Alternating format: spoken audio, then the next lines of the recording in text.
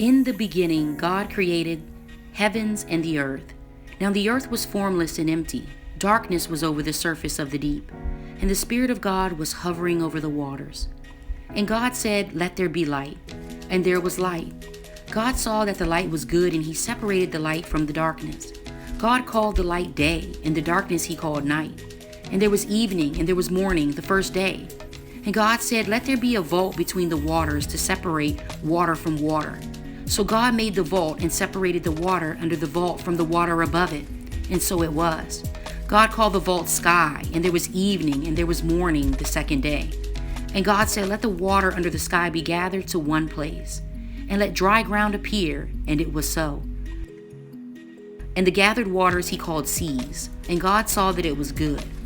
Then God said, "Let the land produce vegetation, seed-bearing plants and trees on the land that bear fruit with seed in it, according to their various kinds." And it was so. The land produced vegetation, plants bearing seed according to their kinds, and trees bearing fruit with seed in it according to their kinds. And God saw that it was good. And there was evening, and there was morning the third day. And God said, "Let there be lights in the vault of the sky to separate the day from the night, and let them serve as signs to mark sacred times and days and years. And let them be lights in the vault of the sky to give light on the earth." And it was so. God made two great lights, the greater light to govern the day, and the lesser light to govern the night. He also made the stars. God set them in the vault of the sky to give light on the earth, to govern the day and the night, and to separate light from darkness. And God saw that it was good. And there was evening, and there was morning, the fourth day. And God said, "Let the water teem with living creatures, and let birds fly above the earth, across the vaults of the sky."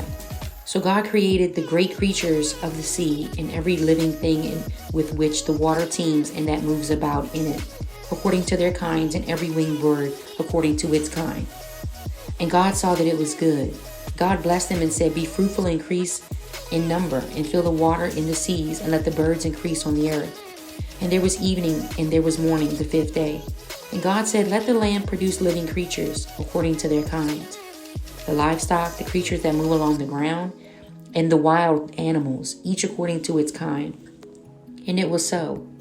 God made the wild animals according to their kinds, the livestock according to their kinds, and all the creatures that move along the ground according to their kinds. And God saw that it was good. Then God said, "Let us make mankind in our image, in our likeness, so that they may rule over the fish in the sea and the birds in the sky, over the livestock and all the wild animals, and over all the creatures that move along the ground." So God created mankind in his own image. In the image of God he created them, male and female he created them. God blessed them and said to them, "Be fruitful and increase in number. Fill the earth and subdue it. Rule over the fish in the sea and the birds in the sky, and over every living creature that moves on the ground." Then God said, "I will give you every seed-bearing plant on the face of the earth, the whole earth, and every tree that has fruit with seed in it. This will be yours for food. And to all the beasts of the earth, and all the birds in the sky, and all the creatures that move along the ground, everything that has breath of life in it, I give every green plant for food." And it was so. God saw all that he had made, and it was very good. And there was evening, and there was morning the sixth day.